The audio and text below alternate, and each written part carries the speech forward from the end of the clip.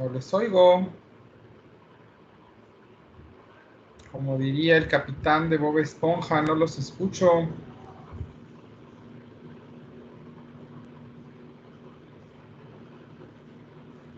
Hola, ¿quién va a exponer? Perdón, doctor, hace rato estaba hablando, tenía apagado el Por micrófono, eso no te me di cuenta, decía, perdón. como el capitán de Bob Esponja, que no los escucho.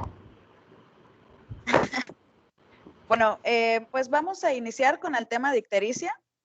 Ok, para empezar, pues un poco de la definición, pues tenemos que la ictericia es la coloración amarilla de la piel y mucosas. Esta va a estar dada por una acumulación de bilirrubina en la sangre.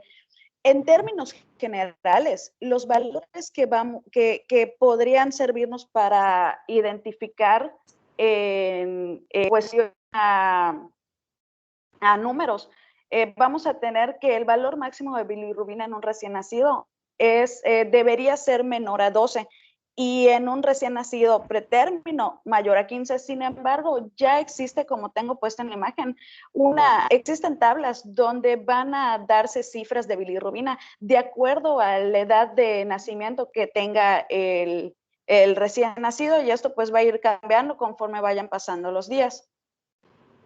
Y bueno, para continuar, vamos a hablar un poco acerca del metabolismo de la bilirrubina.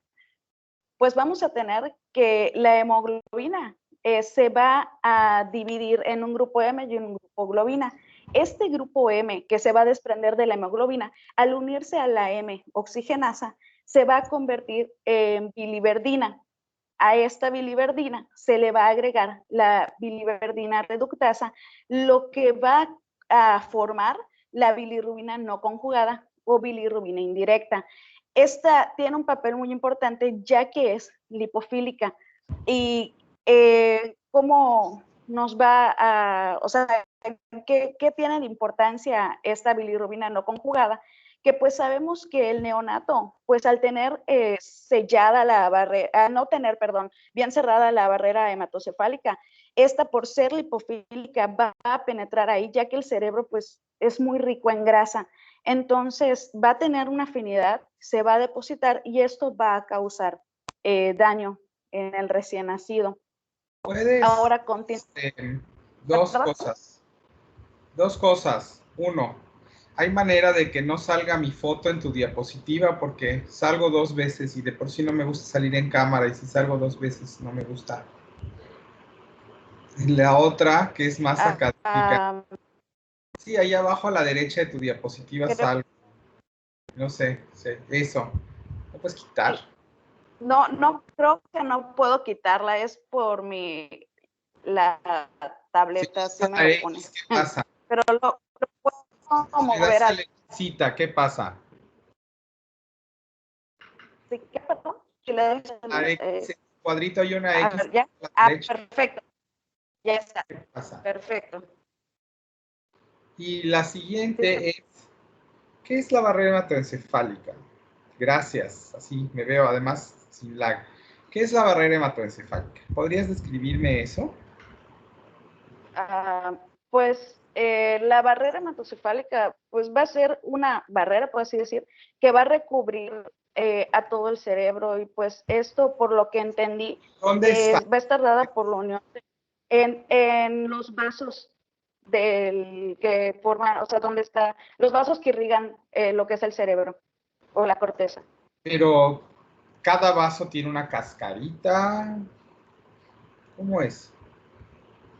¿Cómo es? ¿Dónde está? ¿Cómo es? ¿Quién la arma? ¿En qué consiste? ¿Qué localización tiene? No lo sé.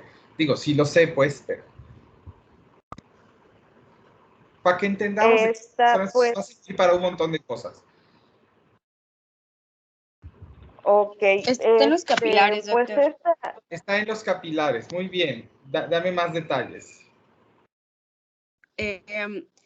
Bueno, es que, bueno, hay capilares en todo el cuerpo, pero en específico en el cerebro, en ese tipo de capilares hay un tipo de células que funcionan como coladores, por así decir, o sea, sus poros son eh, mucho más pequeños, entonces hace que muchas de las cosas que hay en nuestra sangre no traspasen hacia la circulación.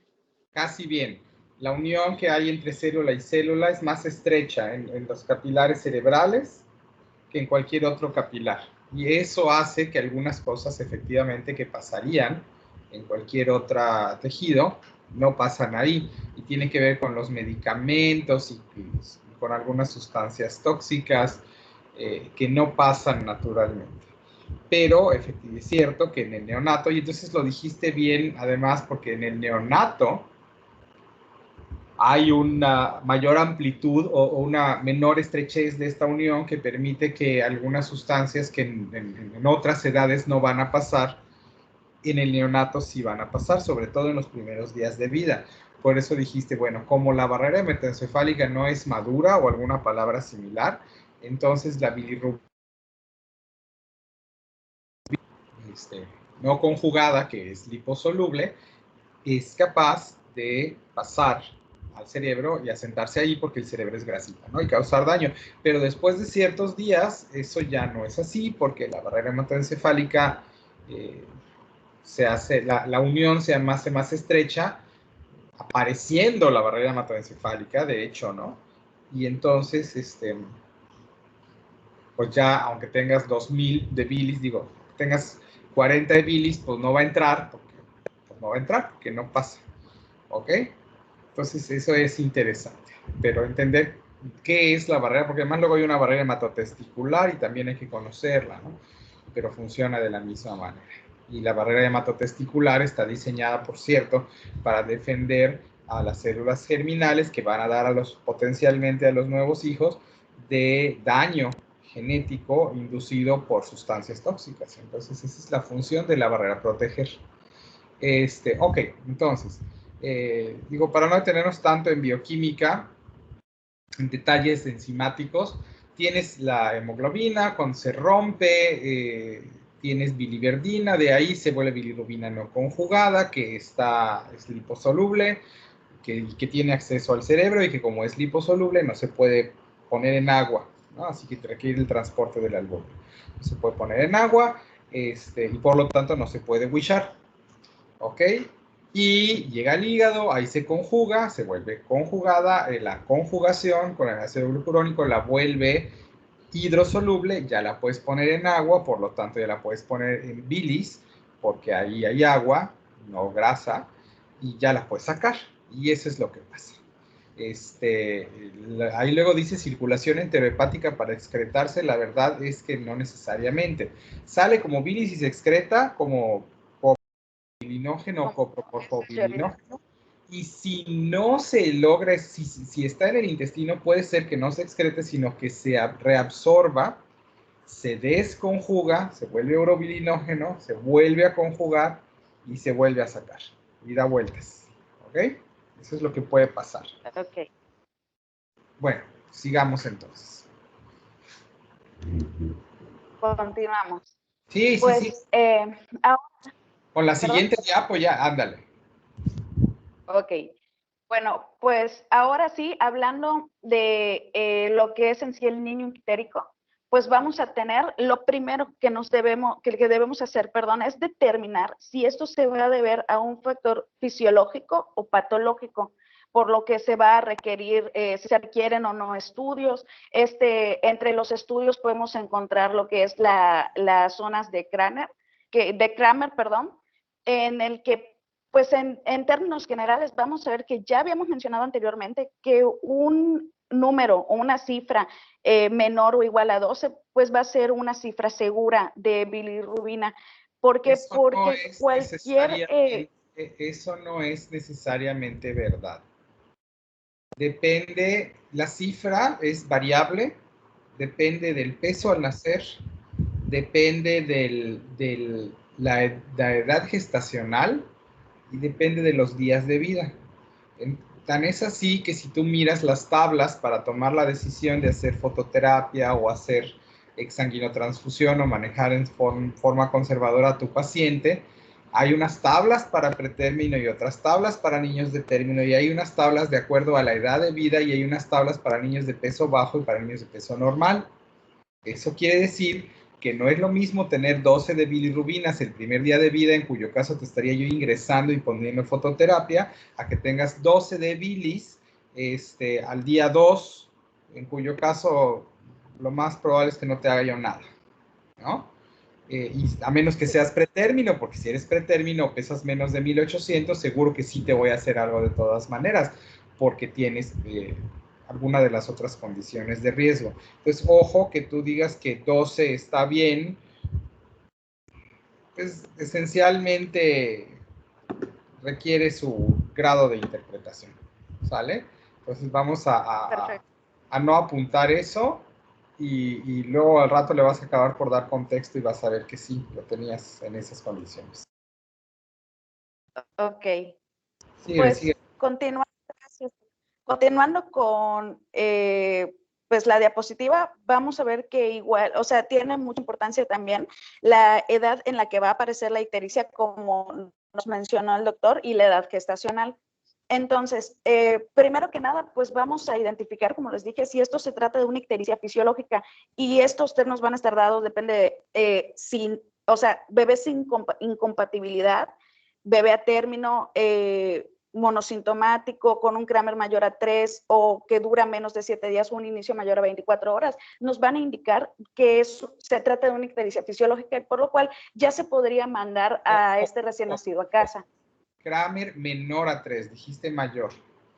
Como el Kramer, perdón, menor a 3.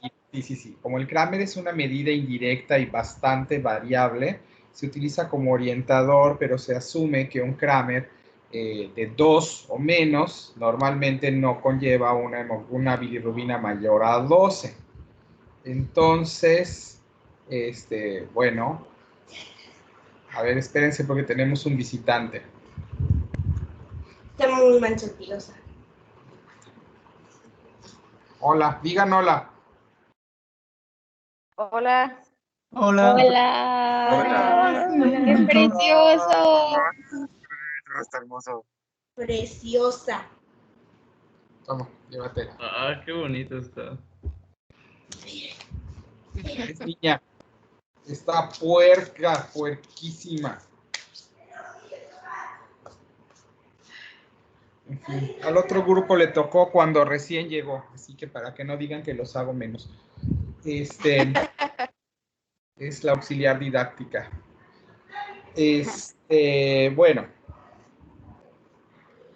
Estábamos tú tienes un bebé amarillo y entonces la primera pregunta que hay que hacerse es si este bebé debe estudiarse o no.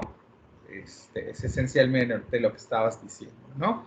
Entonces, para que yo diga que sí se estudia, o sea, para que yo diga que no se estudia, es una cuestión de descarte, tengo que haber eliminado razonablemente las posibilidades de tener un cuadro de gravedad. Por lo tanto, preguntas que están allá, deja ver si las puedo ver mejor. Sí, las puedo ver un poco mejor. Si la ictericia tiene que haber empezado después de las 24 horas, porque la ictericia, si el niño nace con ictericia, eso habla de un problema grave, porque eso quiere decir que el acúmulo de bilirrubina está superando la capacidad materno-placentaria de deshacerse de las bilirrubinas, ¿no? Y entonces ese hay que estudiarlo. Que si tu paciente sigue amarillo después de los 7 días, a lo mejor está pasando algo, porque no es solo decir cuáles son los datos de exclusión, sino por qué lo son, ¿no? Si está de arriba de 7 días y empezó después de los 7 días, eso no es normal, algo está pasando porque no es el momento, ¿no? Si el Kramer es de 3 o más, a lo mejor tiene 16, y 16 pues ya requiere alguna vigilancia adicional y no lo sabes por el Kramer, así que bueno. Si tiene algún síntoma adicional, ahí hay que averiguar por qué, si es fiebre, si es apnea, si es hipoglucemia, si es anemia, si es lo que sea, ¿no? Si tu paciente no es de término o no es de peso adecuado, también hay que estudiarlo porque podría tener una mayor labilidad a los efectos tóxicos de bilirrubina. Y luego allá tienes compatibilidad de 0 ORH, que también es importante y que siempre lo vamos a saber, aunque en el diagrama lo vamos a ver nuevamente. Vamos a suponer que no lo hemos hecho. Y les falta ya el hijo de madre diabética, porque el hijo de madre diabética es un poquito más lábil. Y les falta la historia de hermanos que requirieron fototerapia o exsanguinotransfusión, porque en ese contexto también debe de estudiarse a su paciente. Y les falta coluria y acolia, porque esos hablan de colestasis. Ustedes no han tenido, bueno, sí están en quinto, a lo mejor no todos rotaron por pediatría, pero si alguien vio un neonato ictérico, se habrá dado cuenta en la bolsita que no tienen coluria. ¿Por qué no tienen coluria? Aunque parezca un Simpson, un neonato. ¿Por qué, Romito? Porque la bilirrubina es indirecta, la que produce la ictericia. Romina. Perdón. ¿Por qué, Romina? Ok, bueno, como estaba diciendo Vicente, es porque, bueno, ahí podemos determinar, suponer, perdón, podemos suponer que se está tratando de que el problema está en la bilirrubina indirecta. ¿Por qué? Porque esta es lipofílica, entonces no es acuosa, no se va al medio acuoso y por tanto, pues no se va a eliminar por la orina, que es acuosa. Por la misma razón, si tú ves coluria, dices, aquí hay bilirrubina directa, ¿no es cierto? Sí. Entonces, misma historia con acolia, ¿no? Si hay acolia, pues entonces la bilis no está saliendo y ya sabes que hay una colestasis en ambos casos. Entonces, ese cuadrito está hecho con otra intención de documentar ictericia fisiológica, que así viene en los libros, pero en realidad el cuadrito que nosotros necesitamos es el que nos dice qué paciente se tiene que estudiar y cuál no, y entonces ese cuadrito hay que agregarle la coluria y la colia, y ya no un poco más dije. Pero, y los hermanos que hayan requerido fototerapia o exsanguinotransfusión, ¿ok? Cualquiera de sus antecedentes, okay. Y algunos más que van a salir más adelante, al paciente hay que estudiar.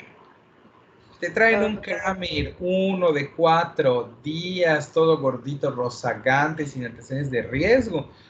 Las oleas, ya está, no pasa nada con ese, ¿no? Bueno, dicho eso, entonces... Ok, continúo.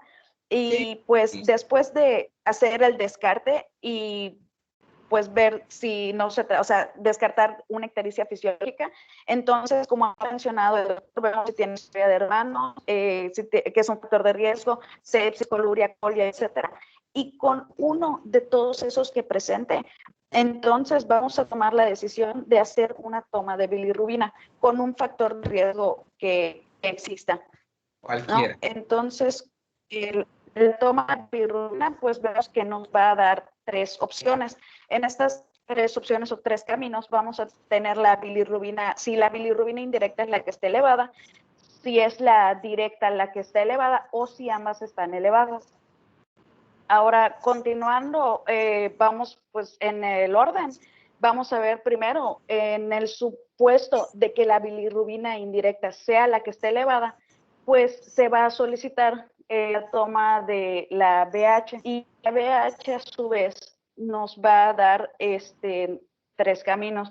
Como ya había mencionado el doctor, pues la bilirrubina indirecta nos puede significar que hay un problema en el metabolismo por el proceso hepático de conjugación y pues lo que sí se logra conjugar pues se excreta, ¿no? Y pues de no ser así, o sea, de que no se pudiera excretar, como ya mencionamos, pues habría coluria junto con una bilirrubina elevada, ¿no? O también nos puede decir si hay un problema de trabajo excesivo o incapacidad hepática, el hecho de que la bilirrubina indirecta esté elevada. ¿Viste el video de la clase del grupo pasado? Me prestaron unos apuntes y ya pues en base a los apuntes vi unos videos en YouTube para entender, o sea, comprender el tema. ¿Perdón? Que sí se nota Qué bien hechos. Gracias. Pues es que sí, mira, es cierto, tu paciente está amarillo, le tomas bilis y tienes 3 salidas, indirecta, directa o mixta. Algo tiene que salir de esas 3 y cada uno tiene su abordaje. Si es solo indirecta, efectivamente, y dijiste bien, hay 2 problemas potenciales, o el hígado no está chambeando porque no puede, o el hígado le están dando más chamba de la que deberían, o sea que eso viene de ruptura eritrocitaria, porque es lo que le daría la chamba de bilirrubina al hígado, ¿no? Y sabes también, tienes razón, todo lo que se conjuga se excreta, por eso no tiene directa. Dale. Entonces, como una de las posibilidades es que le estén dando chamba en exceso al hígado, tú quieres averiguar eso y entonces solicitas efectivamente una biometría, como dice ahí, porque eso te dice, bueno, si se están rompiendo los eritrocitos o si hay demasiados o si ninguna de las anteriores para que sepas por dónde irte. Por cierto, antes probablemente, pero aquí está después y también funciona, habría que ver si no tiene un hematoma visible, ¿no? Pues si tiene un cefalohematoma, pues ya sabes que esa es la sangre que se está reabsorbiendo, esos son los eritrocitos que están dando la hemoglobina, que se está metabolizando y por eso está amarillo tu paciente y ya sabes hasta qué anémico te va a salir, ¿no? Pero bueno, esos son los menos. Ciertamente, si tú ves un hematoma, pues ya está. Abordas, conoces la causa de la ictericia y entonces abordas el estudio del hematoma. ¿Por qué lo tienes? Trauma obstétrico, es un paciente con una propensión al sangrado por una alteración hemorrágica congénita. ¿Qué es lo que está pasando, ¿no? Entonces, bueno, entonces tú lo ves, le tomas una biometría. Vamos a hacer que esto va después, aunque ya lo saqué de la lista. Y entonces le tomas una biometría. Y tienes 3 posibilidades. Y en esto, sus compañeros, algunos de los cuales están aquí presentes otra vez, porque los activé, tuvieron problemas con más de la mitad del examen, por eso están aquí, claro, ¿no? Pero tuvieron problemas, yo siento que más que problemas es que, yo no sé si se estresaron de más o se confiaron mucho porque pensaron que con los libros a la mano podían contestar. La verdad es que no sé, ellos sabrán. Pero sí me doy cuenta que ellos y seguramente algunos de ustedes tienen problemas para ir siguiendo los esquemas y entender en dónde estamos y de qué paciente estamos hablando. No se pueden distraer. Dices bien cuando dijiste ahorita, necesito para comprender cómo va el esquema, porque el esquema solo sin que te lo digan no siempre es suficiente, necesitas la explicación. Dicho eso, entonces, no se pierdan, estamos hablando ahorita del paciente con bilirrubina indirecta elevada, por lo tanto, no hay colestasis, así que aunque se les antoje, no puede tener colestasis, porque eso ya lo eliminamos, ¿ok? Y así vamos a ir eliminando, como les quise enseñar en cuarto año, vamos eliminando cosas.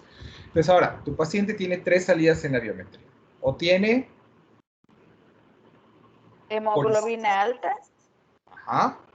Ajá. Y esta hemoglobina alta, pues, tiene, podría deberse a una policitemia. Si tiene, no, pues no puede deberse a otra cosa. Si tiene hemoglobina alta, pues tiene policitemia, ya estuvo, ¿no? Ok. Claro. Y de hecho, esta es la policitemia la que se asocia a una ictericia. Por supuesto. Ahora, si tu paciente tiene policitemia, ¿será que pueda tener incompatibilidad a grupo? No. No. O sea, ¿por qué no? Porque para que haya una incompatibilidad de grupo va a haber una lisis eritrocitaria. O sea, claro, porque si tuviese incompatibilidad a grupo, tuviese lisis eritrocitaria, y si tuviese lisis eritrocitaria, entonces tuviera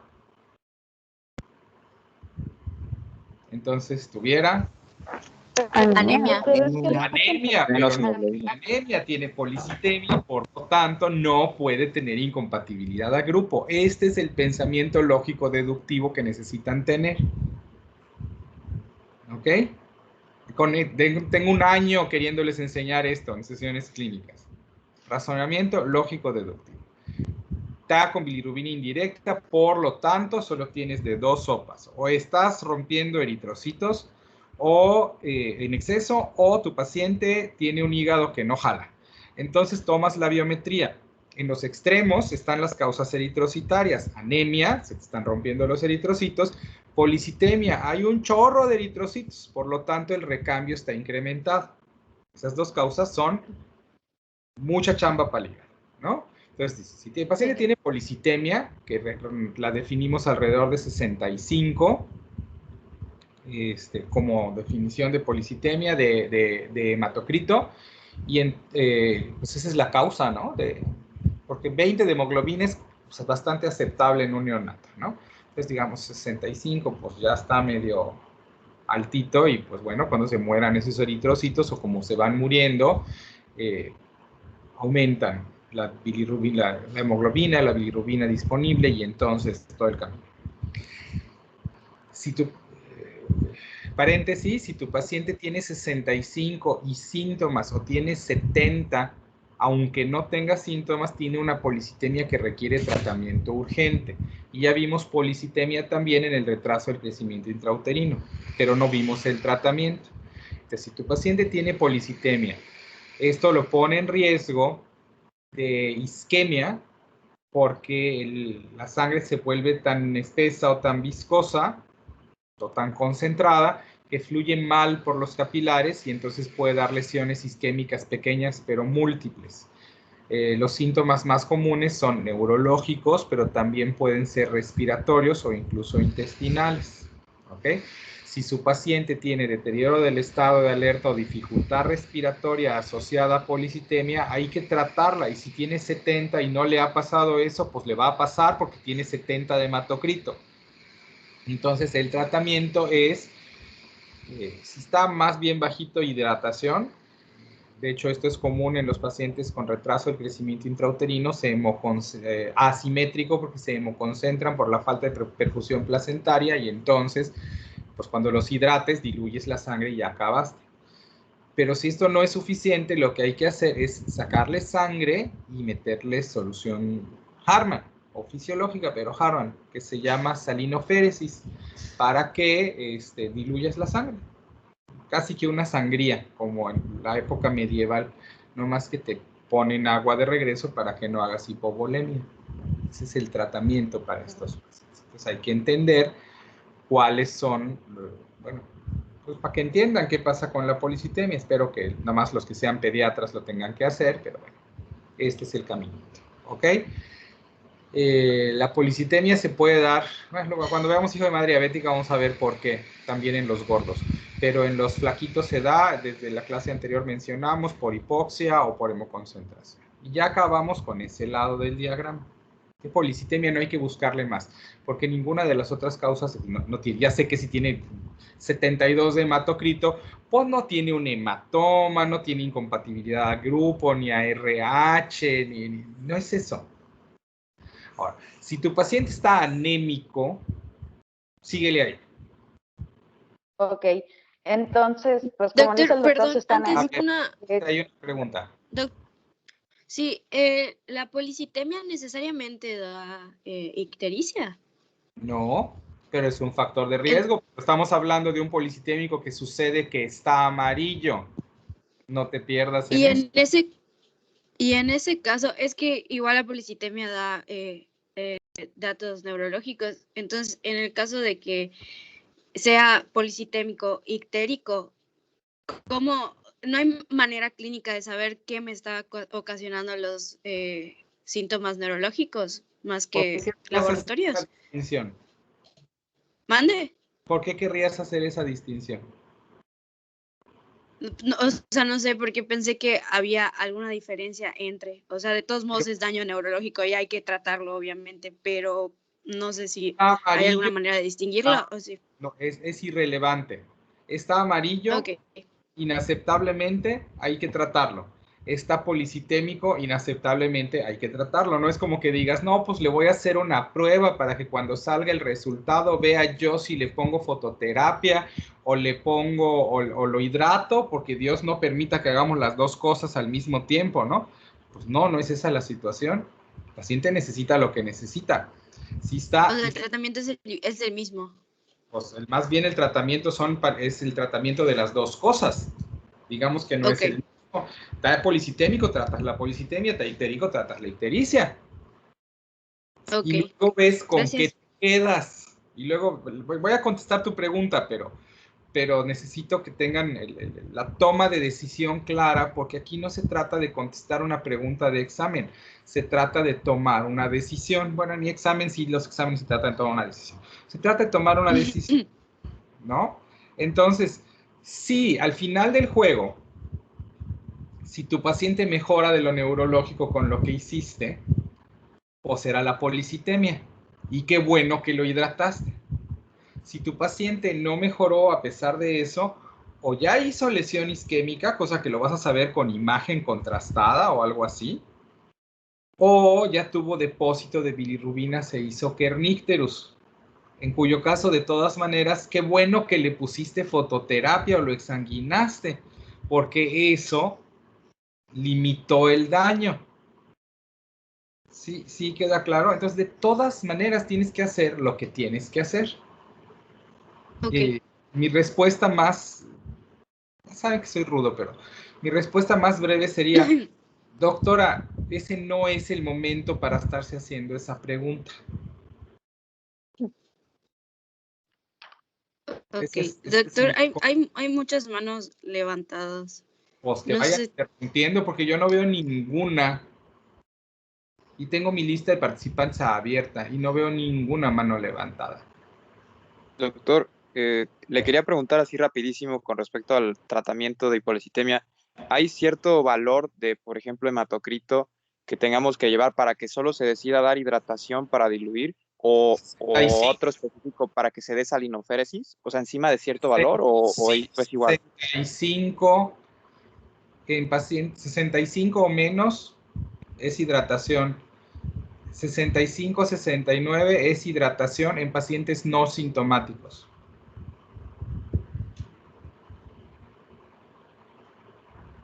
Ok, entonces si ya está sintomático, salinoféresis, ¿no, Doc? Sí, claro, está. Perfecto. Aquí. A ver, ¿quién de los antiguos está aquí? Hay como todos casi.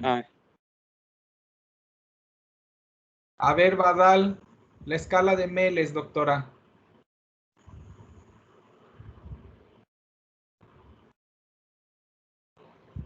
No está abierto tu micrófono. ¿Te acuerdas de la escala de Meles?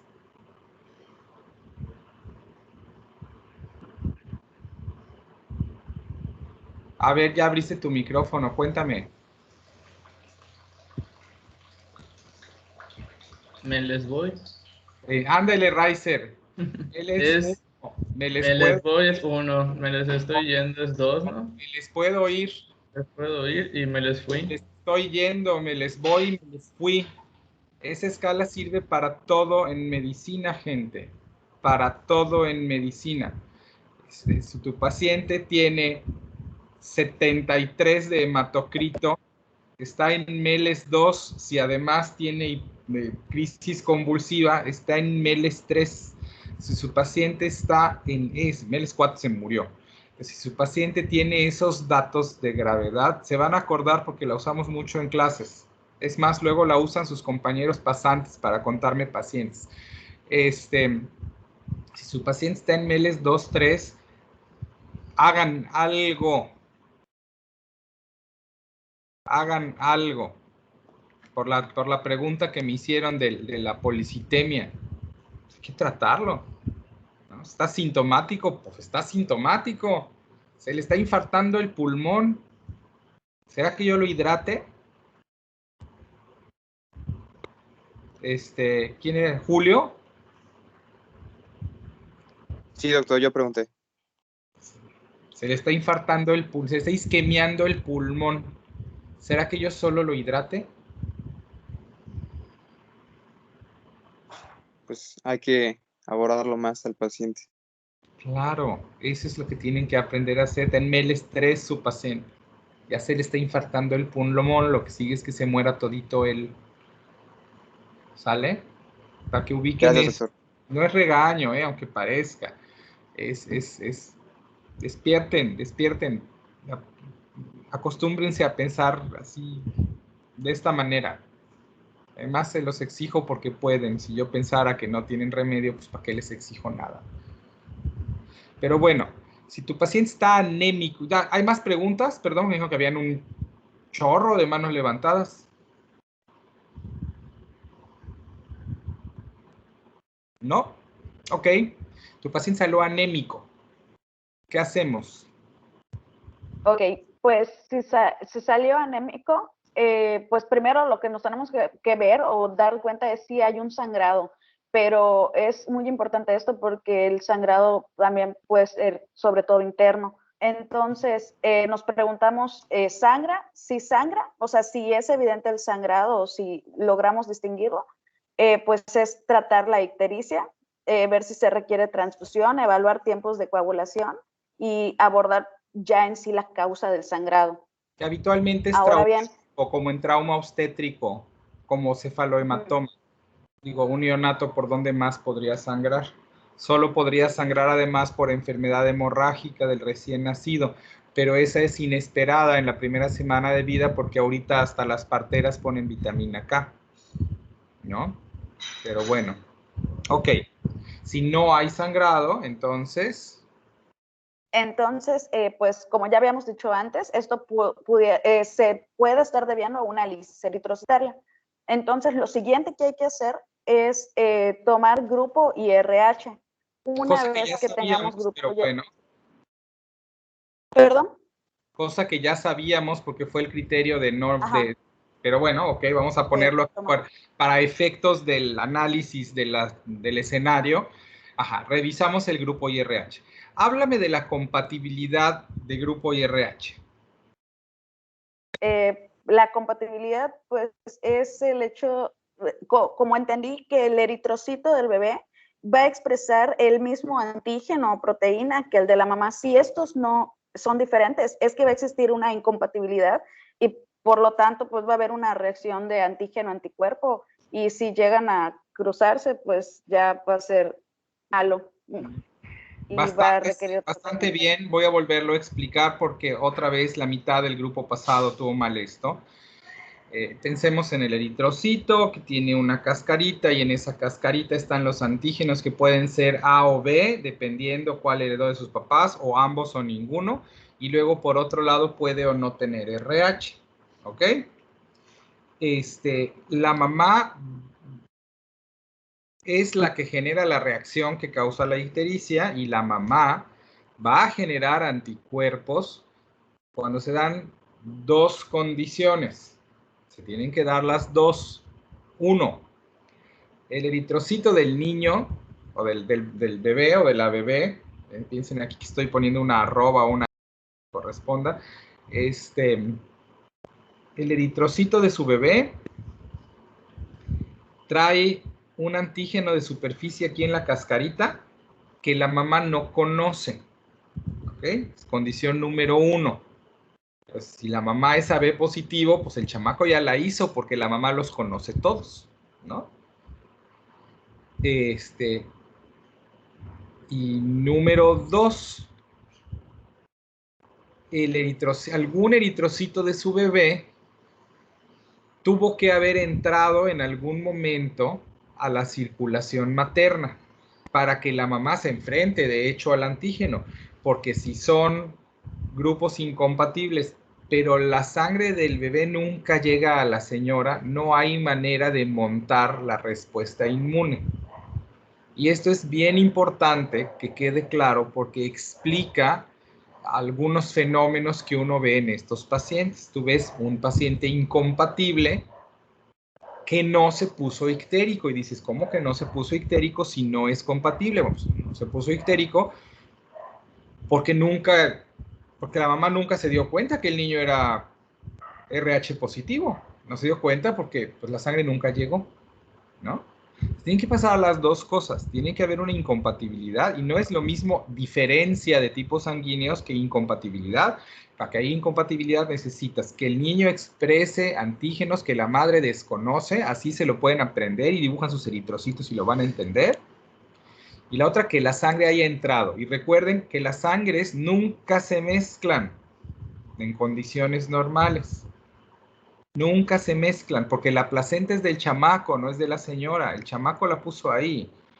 Y ahí hasta allá llega la sangre. Y entonces hay una membrana a través de la cual toma mi CO2, dame tu oxígeno, toma esta urea, regrésame glucosa, toma esta bilirrubina indirecta y por favor dame estos ácidos grasos, ¿no? Así le hicieron ustedes a sus mamás, ¿no? Las parasitaron alegremente durante casi 9 meses, extrayéndoles glucosa, ácidos grasos, vitaminas, minerales, dejándole grasita en las caderas y osteoporosis, para después salir de ellas y seguirlas parasitando hasta el día de hoy.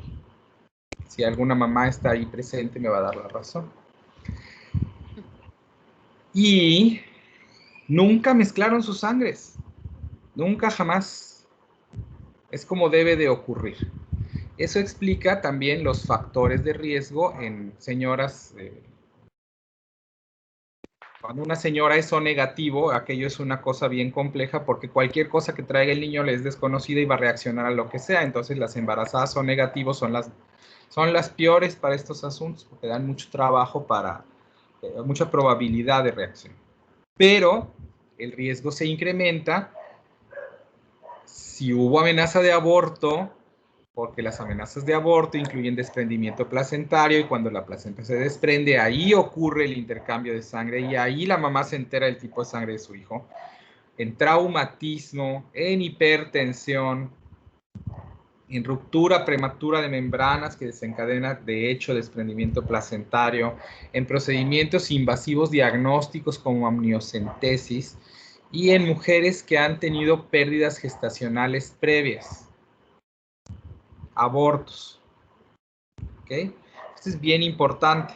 Es tan importante que si ustedes tienen una señora que se va a embarazar o que está embarazada y que es O negativo, si tiene un aborto, seguro que tienen que ponerle vacuna, inmunoglobulina Rogam para RH, para que no se inmunicen. Y si tiene un sangrado uterino anormal, uno tiene que por lo menos poner en la mesa la explicación de que si esto en realidad es un aborto, ella necesita esto para que si en algún futuro decide embarazarse, no corra el riesgo de que su hijo vaya a no lograrse porque haga eritroblastosis fetal porque esté sensibilizado. O sea, y ustedes no se meten a si es un aborto o no y si es legal o no, porque esa es otra discusión. Y si ya ocurrió, ¿qué le vas a hacer? ¿No? Pero tienes que proteger de todas maneras a esa señora y a los hijos que pudieran venir después, ¿no? Entonces le dices, oiga señora, fíjese que es importante asegurarnos que esto no es, que por ninguna razón usted estaba embarazada, porque si lo estaba, lo que hay que hacer es esto, porque si no podría pasar esto otro. Y ya que la señora tome una decisión informada, si es que de hecho es un aborto, de decirte o no, y si decide que sí, pues a lo mejor logra un beneficio para el hijo que sí se ha planeado y deseado, ¿no? Como dato adicional, para que tengan en cuenta. Entonces, pues bueno, esa es la compatibilidad a grupo IRH, así funciona. Yo tengo una duda, Doc. Sí. En caso de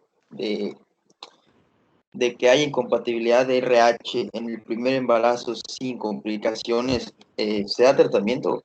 Porque había entendido que la razón principal era que la IgM no atraviesa la barrera placentaria y este era el motivo por el que el primer embarazo generalmente no presentaba estas complicaciones. No. No entendí tu escenario bien entonces. Estás hablando, ¿de qué tratamiento estamos hablando? ¿Se da tratamiento? ¿A qué tratamiento te refieres? Con la hemoglobina. Tienes que dar, porque el problema, aquí no estamos hablando de IgM, estamos hablando de la señora va a empezar a montar su respuesta inmune y va a empezar a generar anticuerpos cuando se exponga al RH de su hijo si es que ella no lo tiene. Si tienes un embarazo que terminó bien y el niño no tuvo ictericia, entonces tú sabes que la señora no está sensibilizada. Porque si estuviese sensibilizada, tu niño hubiese tenido ictericia y eritroblastosis fetal. ¿Ok? ¿Me vas siguiendo? Dime nomás. Sí, doc. Ok, luego. Al momento en que ese niño nació, se desprendió la placenta. Cuando se desprendió esa placenta, ocurrió una ruptura de la barrera y una potencial contaminación de la madre con la sangre RH positiva de su bebé. A partir de ese momento va a empezarse a montar la respuesta inmune que va a transformar a la señora en una señora portadora de anticuerpos anti-RH. Y si su siguiente hijo es RH positivo también, a ese le va a ir muy mal porque la señora ya está sensibilizada.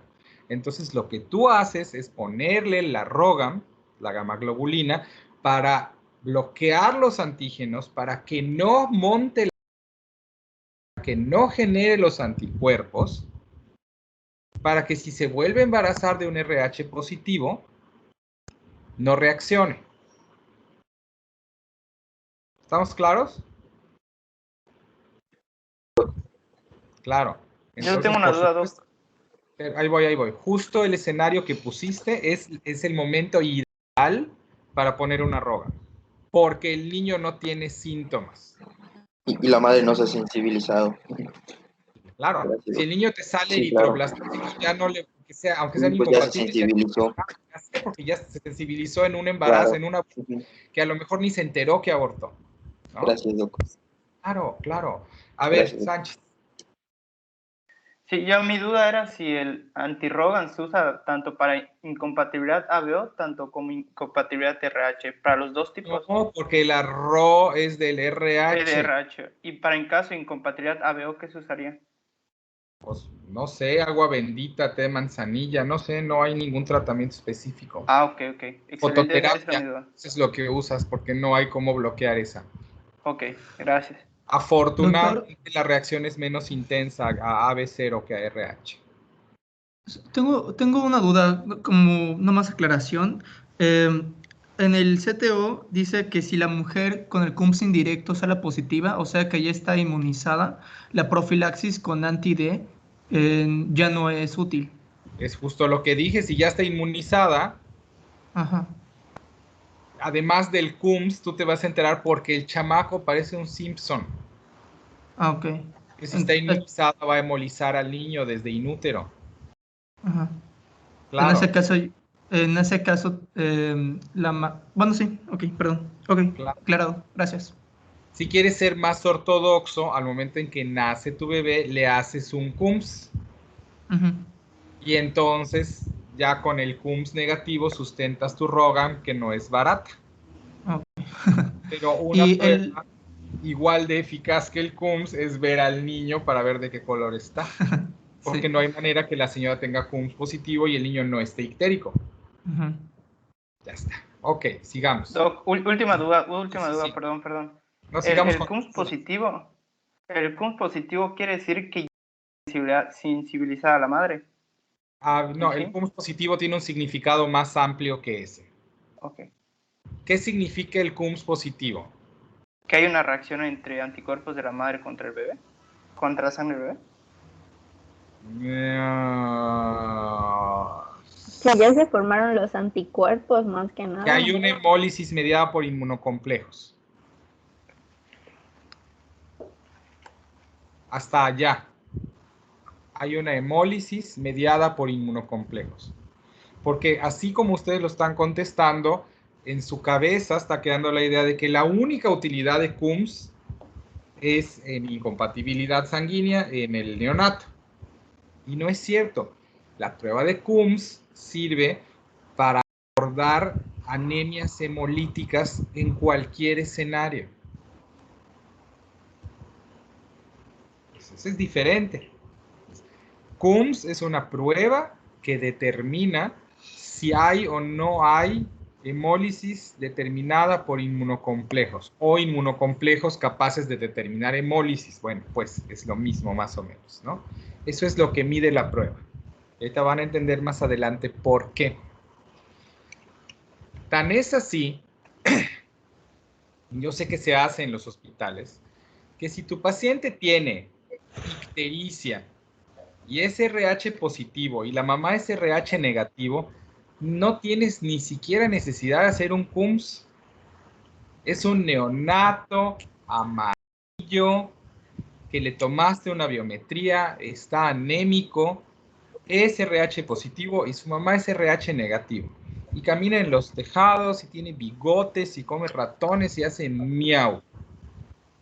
No hay para dónde dudar. De verdad que no. ¿Esto queda claro? No puede ser otra cosa, es incompatibilidad sanguínea, ¿no? Van en los hospitales y le piden un CUMS, lo cual yo digo que es inútil. ¿Por qué? Porque ya sabes que va a salir positivo. Porque es un neonato ictérico, anémico, con RH positivo y madre RH negativo. Es tirar el dinero a hacer ese CUMS. Ya sabes lo que va a salir. ¿Ok? Ahora, el paciente, pues, ya sabes qué hacer, le pones fototerapia y esencialmente ya el CUMS, ya la ROGAM no tiene mucho que hacer.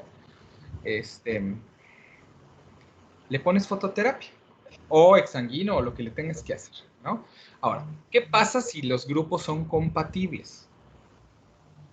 Pero tu paciente está, recordemos, amarillo, inaceptablemente amarillo, le tomaste bilis, está elevada a la bilirrubina indirecta y entonces le tomaste una biometría y salió anémico y checaste tu grupo IRH y son compatibles. ¿Qué vas a hacer? Se le toma el CUMS. ¿Por qué o para qué? Porque como ya vimos que sí, o sea, sí hay una compatibilidad, pues entonces queremos saber qué es lo que está ocasionando la lisis eritrocitaria, ¿no? Entonces queremos saber si hay si hay inmunocomplejos. Entonces, de ser, pues como dice en el diagrama, de haber inmunocomplejos, o sea, de ser positivo el CUMS, pues podemos tener lo de que es un inmunocomplejo materno o hay una reacción cruzada por algún grupo menor, como mencionó ahí, ya sea una proteína eritrocitaria o una desconocida. Ok. Explica una proteína eritrocitaria. Los grupos menores, por favor. Pues el grupo menor se refiere a que bueno, lo que entendí es que había una combinación de sangre, como su grupo le dice, grupo menor, no sé cómo explicarlo, o sea, se cruzaron por... Para eso me pagan poquito, pero me pagan, para eso me dices. Si no, ¿puedo contestar? Sí, puedes. A ver, vamos a ver si puedes contestar. Dami, ¿está abierto tu micrófono? ¿Estás hablando o nomás así? Gracias. Es que iba a preguntar algo, pero ya luego se me fue, perdón. A ver, Alesa o Daris. Sí. Según yo en el eritrocito, así, o sea, se expresan proteínas que normalmente, o sea, son los RH o los ABO. Entonces, hay algunas otras proteínas en menor cantidad que pudiesen estar haciendo una reacción igual, pero no es necesariamente el RH o el grupo sanguíneo. Entonces, eso igual puede hacer reacción, pero igual son proteínas expresadas en el eritrocito. Es correcto, les voy a remitir a las pruebas cruzadas en banco de sangre. Aunque tú tengas un paciente O positivo y una bolsa de sangre O positivo, de todas maneras tienes que hacer pruebas cruzadas. ¿Cierto o no es cierto? Entonces, haces pruebas cruzadas porque sabes lo que nos acaban de decir, que además del sistema AB0 y el RH, existen otras proteínas de superficie. Cierren los micrófonos porque hace eco. Existen otras proteínas diferentes de AB0RH capaces de a ver si podemos hacer esto. Capaces de generar una respuesta antígeno-anticuerpo, de sensibilizar a un paciente. Por eso se hacen pruebas cruzadas en los bancos de sangre, para averiguar si su paciente, si la sangre realmente es compatible o no lo es. Estas proteínas, aunque con menor intensidad, también son capaces de generar, de hecho, una incompatibilidad sanguínea en sangres que teóricamente eran compatibles por sistema AB0. Y como de hecho va a ser una hemólisis mediada por inmunocomplejos, entonces vas a tener CUMS positivo, porque esa prueba mide eso, contesta esa pregunta. Entonces, la prueba de CUMS, desde mi punto de vista, está reservada a aquellos pacientes que tienen ictericia con hiperbilirrubinemia indirecta, que le tomaste la biometría, que los encontraste anémicos y que parecen ser, y que son aparentemente compatibles por AB0RH. Entonces, ¿no será que tiene una, y de todas maneras, una hemólisis mediada por inmunocomplejos? Que puede, y entonces si te dicen que sí, pues te quedas con dos posibilidades: o la mamá tiene anemia hemolítica, cosa que deberías de haber sabido desde el principio, o hay una incompatibilidad a grupos menores, y así estableces el diagnóstico. Ahora, si tu CUM sale negativo, entonces, seguimos, te cerré el micrófono, lo tienes que volver a abrir.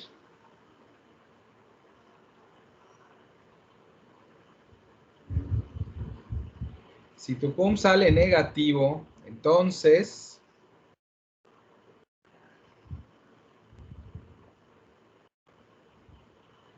te abro el micrófono. A ver, ahí voy. Ay, Dios mío. ¿Qué hice?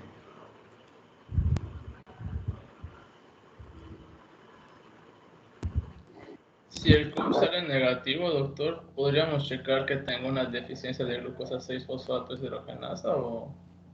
Excluyes, sí.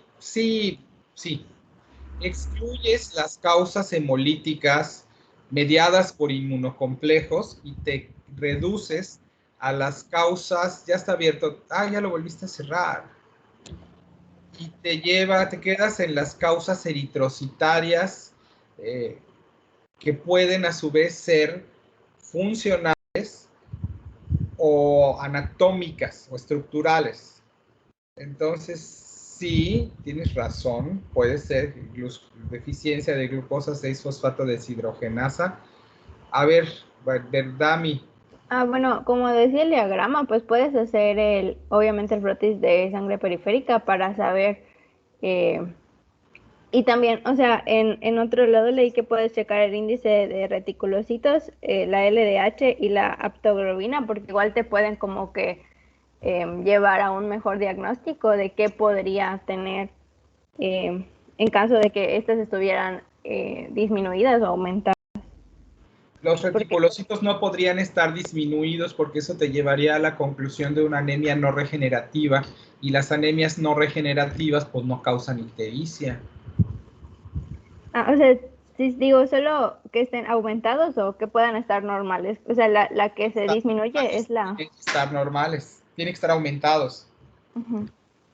Pero ok, síguele. Bueno, es que, o sea, si, o sea, en el caso de frotis de sangre periférica, si los reticulocitos están aumentados, la LDH y la aptoglobina están disminuidas, pues puede ser, como dijo Reiser, por una causa como que enzimática, que puede ser por la deficiencia de glucosa 6-fosfato o por una deficiencia de piruvato quinasa. Y pues igual, o sea, ya puedes hacer como que pruebas más específicas. No, creo que hay un problema de interpretación de lo que estás leyendo, porque la DHL sube en cualquier causa hemolítica, como la deshidrogenasa de lactato. Es una enzima citopsólica que se encarga de hacer el paso de piruvato a lactato. Parece que ese es el último paso de la glucólisis anaeróbica cuando no la puedes meter al ciclo de Krebs, que obtiene ATPs adicionales, si se acuerdan de eso, ¿no?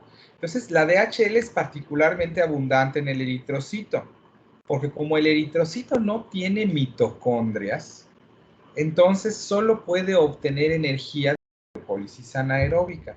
que la tiene que llevar a sus últimas consecuencias para que después ese lactato salga, se vaya al hígado y entonces en el ciclo de Cori se vuelve a piruvato y se meta al ciclo de Krebs. Perdón por la bioquímica, pero explica muchas cosas. Entonces, como el eritrocito no puede hacer eso del ciclo de Krebs, entonces se va hasta el lactato, por lo tanto requiere deshidrogenasa láctica, que es la que sintetiza el lactato.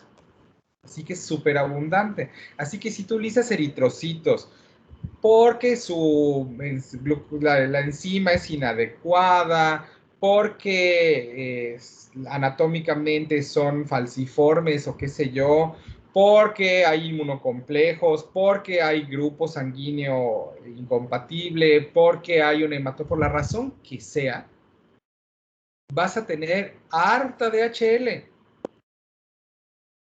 Entonces, decir que la elevación de la deshidrogenasa láctica marca para deficiencia de glucosa 6-fosfato deshidrogenasa, pues es un error, porque la elevación de la DHL lo que marca es hemólisis de cualquier índole. Ahora, por eso está el diagrama en el orden en el que está. Entonces yo tengo el CUMS, porque si tengo DHL y CUMS positivo, pues es por hemólisis por inmunocomplejos, la DH elevada, ¿sale? Si yo ya sé, otra vez en el diagrama, es un paciente ictérico que le tomé bilis, salió elevada, solo la bilirrubina indirecta, y entonces le tomé una biometría y salió anémico.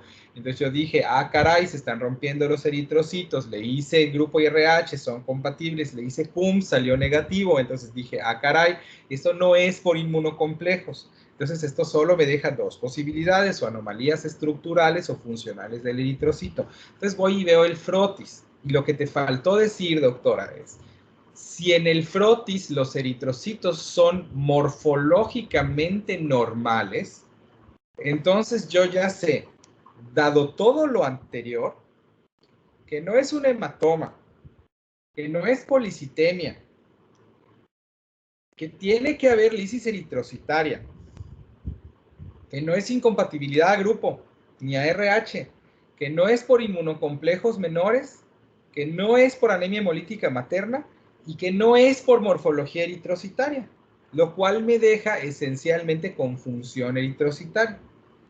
Entonces, en ese paciente, si además tengo DHL elevada, confirmo que hay hemólisis, cosa que no había yo podido confirmar antes, ¿no?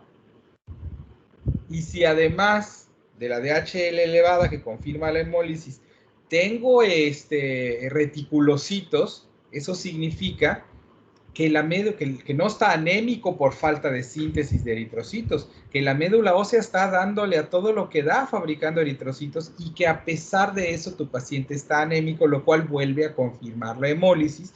Y es entonces que tú dices, ah, mira, debe de ser un problema funcional eritrocitario, dentro de los cuales el más común, que no el único, es el que dijo Reiser, deficiencia de glucosa 6-fosfato deshidrogenasa. Y así es como llega uno al diagnóstico. ¿Queda clara la explicación? Sí, doctor. Bueno, pero si yo hubiese encontrado microesferocitos, entonces el diagnóstico no iba a ser ese, y la DHL de todas maneras va a estar elevada, y los reticulocitos de todas maneras van a estar elevados, pero no voy a diagnosticar G6PD. ¿Qué voy a diagnosticar? Eritrocitosis o esferocitosis. Microesferocitosis hereditaria, que se caracteriza por hemólisis y anemia e ictericia y pues, todo el cuadro clínico. ¿Sí ves? Este es el paso a paso, y miren todos los diagnósticos que ya tocamos y no vamos ni a la mitad. ¿Sale? Así es como se llega a los diagnósticos.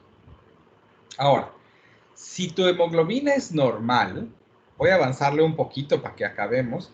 Si tu hemoglobina es normal, por eso me pregunta luego, ¿por qué los juntas? Les digo, porque pues, si les doy a los dos grupos por separado una clase de 1 hora, simplemente no vamos a acabar, ¿no? Por eso es que los junto. Si su hemoglobina es normal, 15.9, ¿no? Es un neonato. No tiene policitemia y seguro que no tiene ninguna de las causas hemolíticas. Ninguna, porque todas esas causan anemia, ¿sale?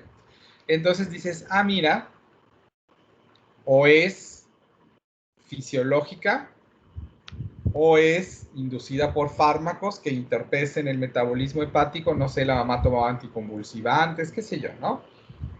O es una recirculación por lactancia materna que existe como posibilidad,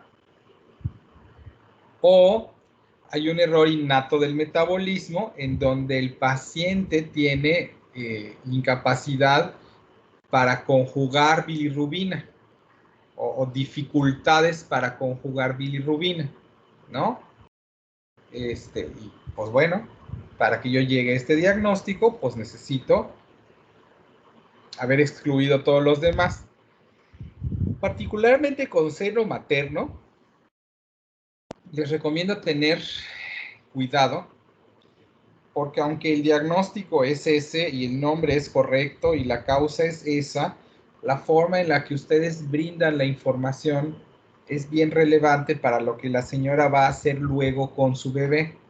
Y dados los muchos y muy generosos beneficios de la lactancia materna, uno no quiere aumentar las probabilidades de que la mamá deje de lactar no materno y conservar cada posibilidad que tengamos. Y si ustedes les traen un paciente que está amarillo y van y le dicen que está amarillo señora está amarillo por su leche, la señora va a entender que la leche le hace daño, se la va a dejar de dar y entonces va a perder todos los beneficios. Y generalmente la ictericia por seno materno es bastante benigna. Entonces, esa no es... Ese es uno de esos diagnósticos que ustedes saben pero no dicen. Le dicen que es fisiológica para que la señora siga lactando y le dan baños de sol y bueno, ¿no? Pero la recomendación es tengan cuidado en si van a dar esta información en cómo la dan para no perder oportunidades de lactancia, ¿ok? Bueno, ahora, si su paciente tiene ambas bilirrubinas elevadas, entonces su paciente tiene...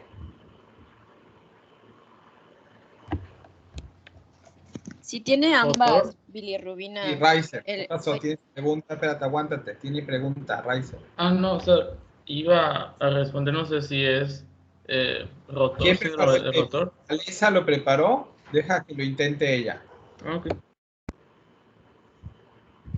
Ok, si ambas bilirrubinas están elevadas, pues podemos pensar que no solo hay un error en la conjugación, o sea, igual hay un error. Ay, se fue la presentación. No importa, ahí está. No solo bueno, hay si ambas están... También hay un error en la... Hay un error igual en la excreción, o sea, podemos pensar que hay los dos mecanismos están fallando aquí y pues como los dos mecanismos están fallando, lo primero que debemos de pensar es en una hepatitis, porque no solo los hepatocitos están inflamados, sino también por esa misma inflamación puede causar obstrucción. Y en este punto vamos a pensar en hepatitis. Ahora, hay en cuanto a la clínica, nos puede dar con acolia o sin acolia, pero es muy raro, o sea, no es muy raro, sino que te esperarías que haya acolia si la bilirrubina, si la bilirrubina directa está elevada, te esperarías que... No. Ibas bien. Si tienes ambas elevadas, eso habla de inflamación hepática o hepatitis neonatal y la fisiología es correcta. La fisiopato, eso quiere decir que está dificultada la conjugación, pero algo se está conjugando y está dificultada la excreción y por eso está elevada de lo que se conjugó y por eso está elevada la directa. Ahora, es cierto que hay con y sin acolia, porque tu obstrucción al flujo biliar puede ser completa o incompleta. Si tu paciente tiene una oclusión completa al flujo biliar, entonces tiene acolia. Pero si tiene una obstrucción parcial al flujo biliar, entonces no tiene acolia. ¿Ok? Entonces, ojo con ese detalle. No tiene que tener acolia, puede tenerla o no. Y eso te habla del grado de obstrucción al flujo biliar. Si es completo o es parcial. Y debe tener coluria. Ahí no puede no tener coluria, porque si tiene bilirrubina directa elevada, necesariamente se va por la orina. ¿Okay? Entonces va a tener coluria, pero puede o no tener acolia. ¿Ok? Entonces, en todo caso, tengo una hiperbilirrubinemia mixta, lo primero que tengo que hacer es pensar en hepatitis, que puede incluso dar acolia. Los que hemos tenido hepatitis A, estamos conscientes de ello, ¿no es cierto? Entonces, puedes tener acolia o no, y buscas hepatitis, que tiene dos escenarios de presentación. La hepatitis neonatal en el contexto del paciente con retraso del crecimiento intrauterino simétrico, en cuyo caso sabemos que tenemos un TORCH de la primera mitad de la gestación, que seguramente trae daño asociado en organogénesis, por lo tanto necesita un ultrasonido transfontanelar, una valoración oftalmológica, unos potenciales evocados auditivos, una valoración cardiológica completa, una función hepática, la biometría hemática que es de rigor, la función renal, y la serie ósea metastásica. Hay que hacerle todo a ese paciente porque parece un TORCH de primera mitad de la gestación y decidirán en consecuencia. Si su paciente no trae retraso del crecimiento intrauterino simétrico, de todas maneras parece una hepatitis neonatal. Razonablemente, aunque no en forma absoluta, puedes... ¡Ay, caray!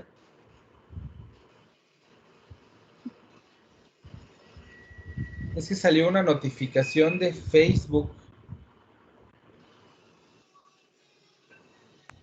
Ese creo que está en su tablet, Doc, por eso. Sí, nada más que quiero ver si la persona que hizo el comentario en Facebook está en esta clase o no en este momento. Uno que es, ya sabes, pero no está. Así que acaba de salvar su vida. Ya ven, uno que es mañoso. Está bien, déjalo. ¿Qué tal que me entero de cosas? Simplemente no comenten en Facebook y que yo me vaya a enterar. Bueno, imagínate, ¿no? Sí. Esa sería la explicación última de por qué habiendo clases grabadas les va como les va. En fin, a ustedes les va a ir bien. La verdad es que si siguen con eso de que usan el chat para fines académicos y se comparten artículos y se explican cosas, su futuro luce bastante más prometedor. En fin, estábamos en si su paciente tiene hepatitis neonatal, pero no parece razonablemente, dicen que debió de haberse infectado en la segunda mitad de la gestación, lo cual reduce significativamente la probabilidad de cardiopatías congénitas, por ejemplo, pero sigues pudiendo tener calcificaciones intracraneanas, corioretinitis, catarata, hipoacusia, falla hepática, falla renal y falla hematológica, que son las manifestaciones asociadas de la hepatitis neonatal por las etiologías del grupo TORCH, ¿no? Entonces, haces tu panel completo y de lo que y haces tu ultrasonido transfontanelar y tus potenciales y tu valoración oftalmológica. Y pues a lo mejor no le llamas al cardiólogo, pero por lo menos oyes al paciente para que no vaya a ser y le haces todo lo que tienes que hacer, ¿no? Y ahí te vas a encontrar el diagnóstico, ¿no? Porque tu paciente tiene hepatitis neonatal. Y si no encuentras el diagnóstico en tu serología de TORCH, pues lo que tienes que hacer es hacer la O más grande, ¿no? Porque tu paciente tiene hepatitis neonatal, está ictérico con bilirrubina directa e indirecta elevadas, o sea, no hay para dónde hacerse. Lo que tiene es TORCH, ¿no? Ahora, a menos que Ojo, a menos que de verdad agotes todas tus posibilidades y estés en un escenario de hiperbilirubinemia mixta, pero con acolia, porque entonces te empiezas a rascar la cabeza y dices, ¿qué no será que es un paciente con atresia de vías biliares que además trae inmadurez hepática? No se me están juntando dos cosas, pero bueno, esa pregunta te la haces hasta que te agotas el torch. Estamos claros hasta aquí, ¿no? Entonces luego nos deja el escenario de la bilirrubina directa. Si tu paciente solo tiene bilirrubina directa elevada, yo ya sé que no tiene hemólisis de ninguna índole, que no es inmadurez hepática y que no es hepatitis neonatal, porque todas las anteriores causan hiperbilirubinemia indirecta, sola o combinada. Y como este paciente solo tiene bilirrubina directa, pues entonces no puede tener ninguno de los otros diagnósticos antes mencionados, lo cual me deja esencialmente con obstrucción de la vía biliar versus errores innatos del metabolismo. ¿Ok? Entonces, ¿qué vamos a hacer con este paciente? Pues obviamente como estamos pensando en alguna obstrucción, pues vamos a hacerle un ultrasonido para ver las estructuras, o bueno, tratar de ver las estructuras. Ahora que si sale normal, pues eso sí nos podría orientar más hacia los errores innatos del metabolismo. Ahora, si no, puede salir anormal de dos formas, ya sea diagnóstico o sugestivo. Diagnóstico, pues obviamente vas a ver tal cual explícitamente el problema en el ultrasonido y pues ese va a ser tu diagnóstico. Ahora que si no estás seguro de lo que estás viendo en la imagen o la imagen no es clara o no es completamente como que no estás seguro de lo que estás viendo, vas a pensar, bueno, vas a ver más bien qué vía está, porque podría ser en dos puntos, ya sea intrahepáticamente o extrahepáticamente. Perdón. Si la vía está dilatada intrahepáticamente, es donde... Si yo veo dilatación de la vía biliar, la verdad es que puedo suponer con bastante probabilidad que lo que está ocurriendo es una obstrucción con una atresia de vía biliar, pero no tengo certeza. La certeza se obtiene de otra manera. ¿Ok?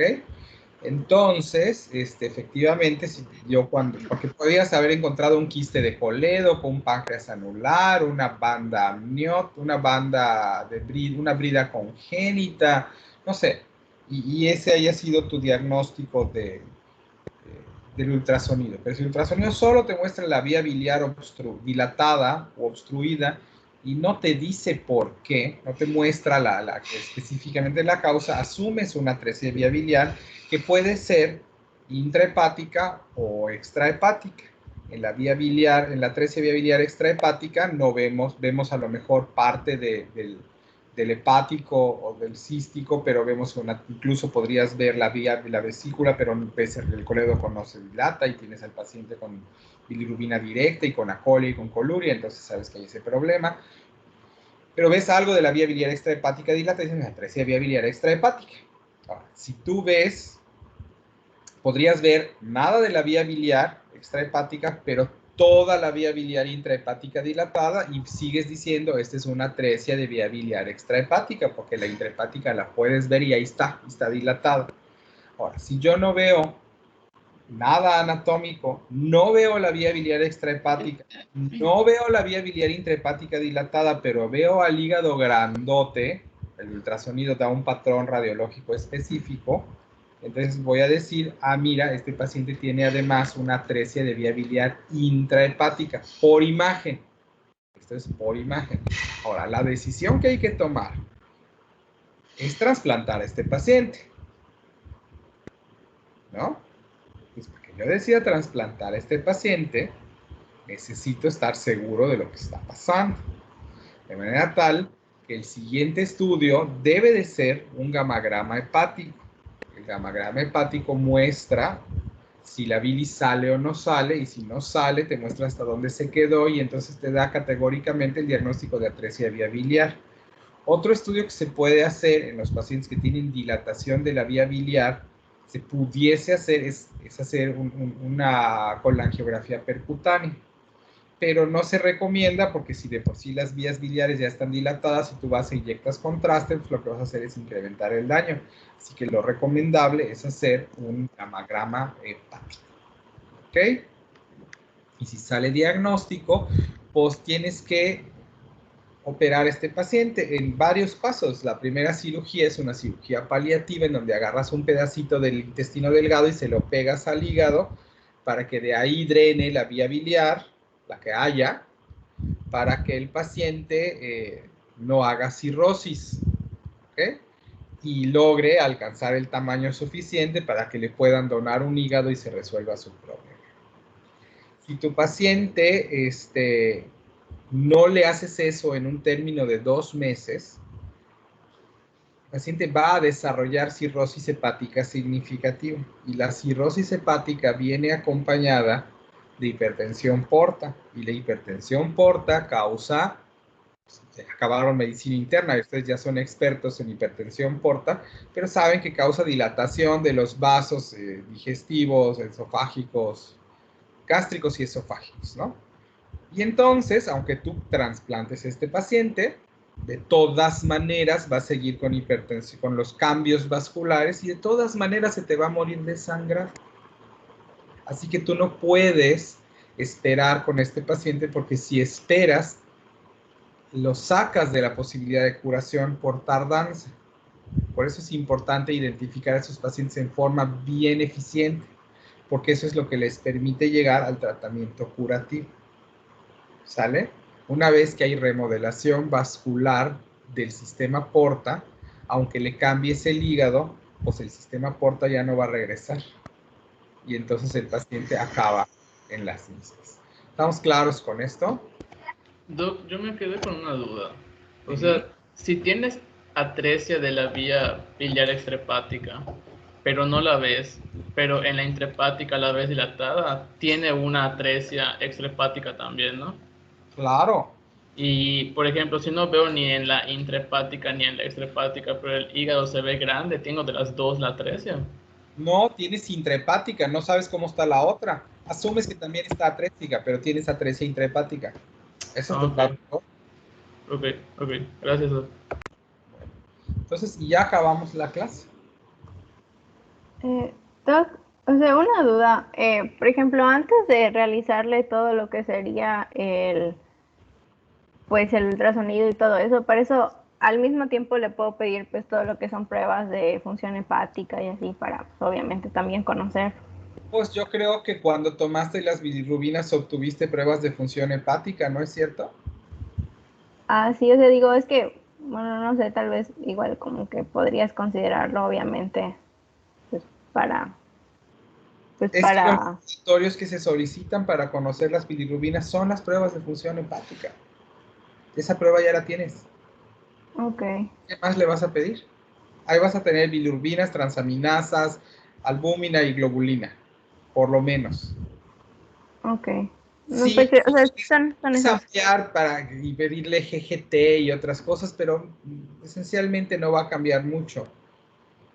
Me daría mucho gusto si dentro de tu noción de pruebas de función hepática estás incluyendo a los tiempos de coagulación, pero sospecho que no es así.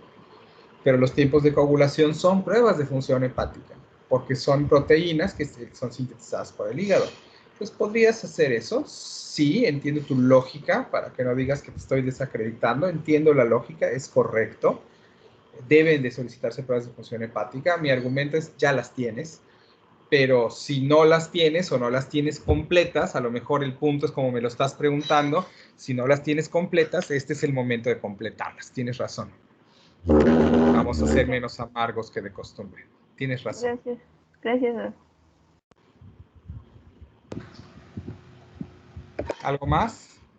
Sí, Doc, tengo una duda. Si nuestro paciente llega con síntomas de una encefalopatía aguda, en ese momento o sea, En MELES 3. ¿Mande? Ajá. Ya está en MELES 3. Ajá. ¿Se hace el tratamiento, o sea, casi al mismo tiempo de estar tomando las bilirrubinas? O sea, porque, pues en este caso estábamos haciendo la toma de bilirrubinas para ver.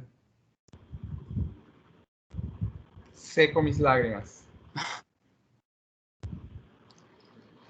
Si tienes un paciente con encefalopatía hepática, ¿por qué estás pensando si la tratas o no?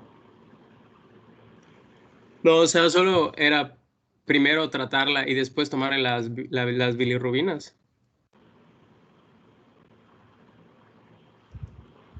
¿Qué te da temor? Quiero entender, parece una pregunta administrativa en donde lo que quieres hacer es un paso a paso. En general estoy en contra de esas preguntas. Si no es así, entonces quiero entender realmente cuál es la duda, cuál es tu proceder alternativo y entre cuáles procederes estás dudando para que yo pueda responder. Porque si solo es que lo quiero escribir un algoritmo de paso 1, paso 2, la verdad es que esta no es la manera.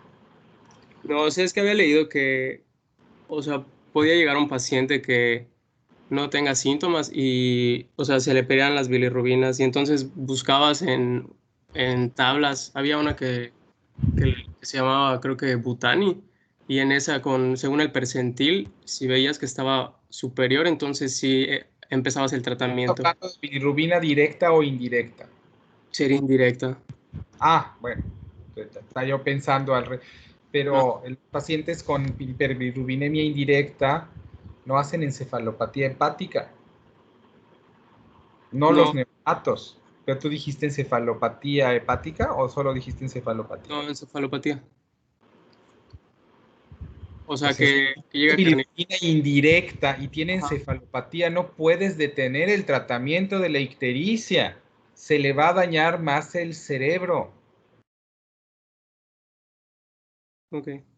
¿Por qué hay una duda de un paciente que tiene tanta bilirrubina indirecta que se le está friendo el cerebro de ver si lo trato ahora o mejor me espero? No hay ningún escenario lógico en donde sea razonable esperarse. Tienes que actuar de inmediato. Está en MELES 3 tu paciente. Se va a morir. No te esperes.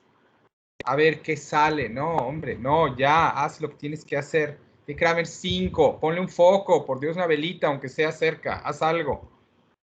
No se detengan, no hagan parálisis por análisis. Rodrigo.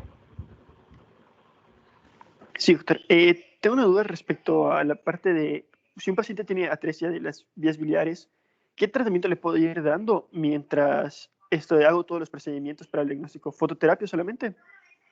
Ninguno. El tratamiento único que funciona es drenar la vía biliar y no tienes cómo hacerlo más que en forma quirúrgica. Okay. Entonces, no, o sea, no va a haber una mejoría del paciente, aunque yo le ponga fototerapia ni nada. No, porque no tiene bilirrubina indirecta elevada, tiene bilirrubina directa y la fototerapia funciona. ¿Cómo funciona la fototerapia? Lo que hace es que hace que se pueda eliminar la bilirrubina que estaba, la convierte en lumirubina, algo así, para que se pueda... Lo que hace es que agarra la bilirrubina no conjugada, que es liposoluble, y la transforma en lumirubina, que es hidrosoluble, y transforma a la bilirrubina indirecta no excretable en una bilirrubina hidrosoluble y por lo tanto excretable en orina. Eso es lo que hace la fototerapia. Pero si tu paciente tiene bilirrubina directa elevada, no tiene ese problema. Así que la fototerapia no le va a servir. De hecho, Doc, yo en un libro leí que la hiperbilirrubinemia directa no es contraindicación para fototerapia. No es contraindicación, pero no va a funcionar. En el caso de la atresia, ¿no? Claro, no va a resolver el problema. Yo no dije que esté contraindicada, dije que no va a servir. Si tu paciente tiene mixta, y la indirecta está en niveles tóxicos, pues claro que le puedes poner fototerapia. Pero si tú vas, le cuelgas fototerapia para bajar la bilirrubina directa, es tanto como que le pongas Rogaine a una señora RH positiva con la esperanza de que no va a funcionar, con una incompatibilidad a grupo, ¿no? Porque no va a funcionar.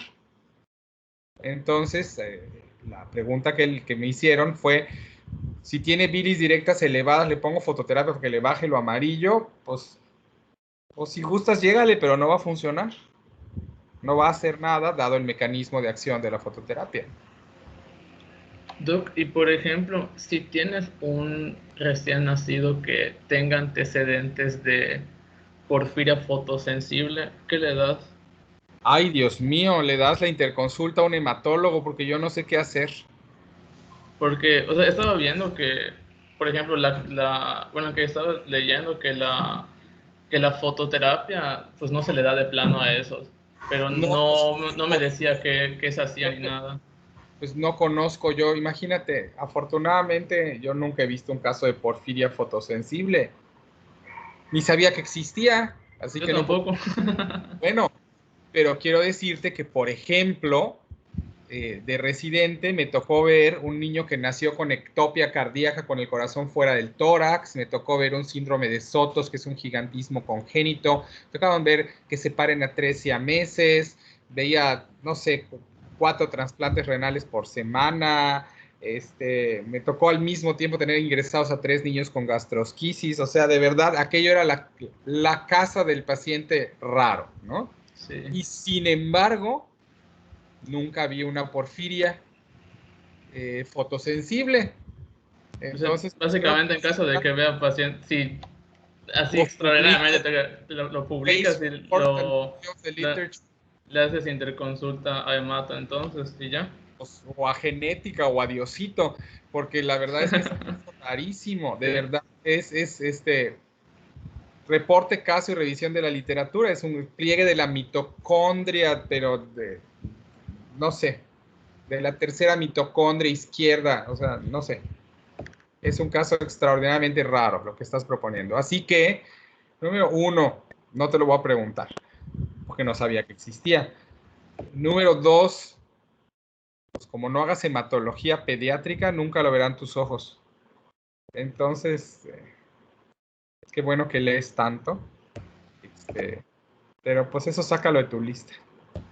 Ok, Doctor, una pregunta. Sí, leí que los baños de sol directo pueden dañar la piel del bebé. O sea, eso me queda claro. Pero que los baños de sol indirectos no funcionan para la ictericia. Pero claro que funcionan. No funcionan como tú crees que funcionan, pero sí funcionan. Ahorita te voy a explicar por qué. Tienes razón. Las bilirrubinas van a bajar solitas. No van a bajar porque lo asolees a través de la ventana.